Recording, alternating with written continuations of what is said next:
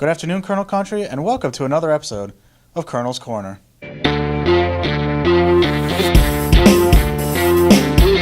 On today's episode, we'll be recapping the Wilkes University football team's Week 4 defeat against Misericordia and looking ahead to their Week 5 matchup against Alvernia University.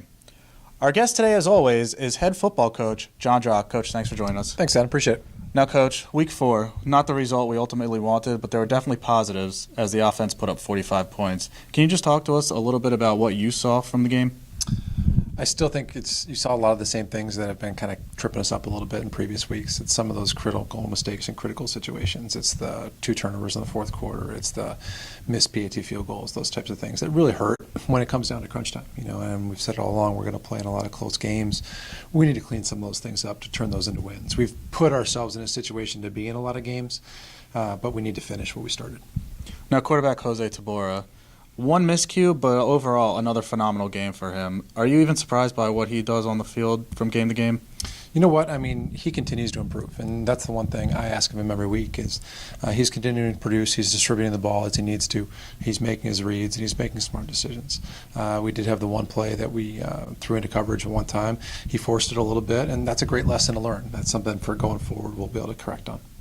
Now, running back Jason Wiley, first running back for the Colonels to surpass 100 yards in a game since 2016. What have you seen from Jason as he continues to gain more experience? He's still a young football player. You know what I mean? I think he's a pretty dynamic athlete with the ball in his hands. He's learning how to do all the other things we need our backs to do, from pass protection to run blocking as well for a quarterback and everything else. So he's still learning. You're going to see him continue to get bigger and stronger throughout the course of the season and as he moves throughout his career. Still had a couple of miscues and whatnot with the fumbles and stuff that we'll clean up, but a lot of those things are just young freshman mistakes. Keeping his arm down when you're supposed to be taking a handoff and roll over the ball. But like I said, a lot of those things we'll be able to work out in the weeks to come. Now, we had 3 receivers past the 100-yard mark last week. I mean, what else can you say about the performance of the offense? I think those guys have been performing well, and they really have a great feel for each other. They trust one another, and they know what each other are going to be, and that means a lot in a group to have that level of cohesiveness. I mean, those guys have played together quite a bit, and they really do trust each other, and I think we have some dynamic athletes out there. So between Derek and Jeff and Yannick, all those guys are pretty dynamic athletes in their own right, and it's very difficult to take away 3 pieces to a puzzle or 4 pieces to a puzzle.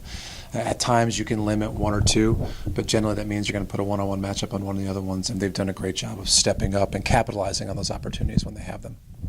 Now, flipping to the other side of the ball, obviously not the performance we were hoping for, but there were definitely, like we've said, some positives.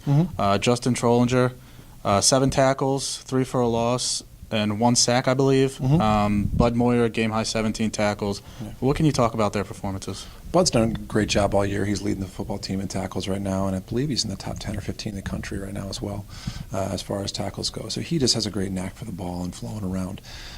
Trolley always does a great job off that edge. It's a position we moved him to in the fall. So traditionally being a linebacker, he's going to have a little bit more speed and athleticism than some of those down linemen, where he can capitalize on some of those things down by the line of scrimmage, and did a great job last week of getting some pressure on the quarterback and creating a matchup problem for some of them on the offensive line.